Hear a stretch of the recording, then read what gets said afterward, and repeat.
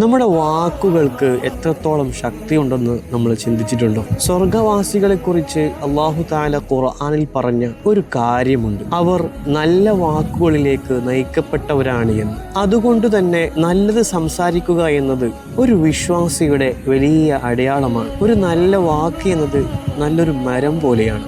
എപ്പോഴും അത് ഗുണങ്ങൾ മാത്രം നൽകിക്കൊണ്ടിരിക്കും. എന്നാൽ മറ്റുള്ളവരുടെ മാതാപിതാക്കളെ ചീത്ത പറയുന്നതും ശപിക്കുന്നതും വലിയ പാപങ്ങളിൽ ഒന്നാണെന്ന് മുത്തുനബി സ്വല്ലല്ലാഹു അലൈഹി വസല്ലമ തങ്ങൾ പഠിപ്പിച്ചിട്ടുണ്ട്. നമ്മുടെ വാക്കുകൊണ്ട് മറ്റൊരു ഹൃദയം നോവിക്കരുത്. ഇന്ന് സോഷ്യൽ മീഡിയയിൽ ഒരു കമന്റ് ഇടുമ്പോഴോ പോസ്റ്റ് പങ്കുവെക്കുമ്പോഴോ നാം ശ്രദ്ധിക്കണം. നമ്മൾ എഴുതുന്ന ഓരോ വരിയും അള്ളാഹുവിൻ്റെ പ്രതിനിധികൾ രേഖപ്പെടുത്തുന്നുണ്ട്. വ്യാജ വാർത്തകളിലും പരിഹാസങ്ങളിലും ചെന്ന് വീഴാതെ സത്യസന്ധമായ കാര്യങ്ങൾ പറയാൻ നമുക്ക് കഴിയണം.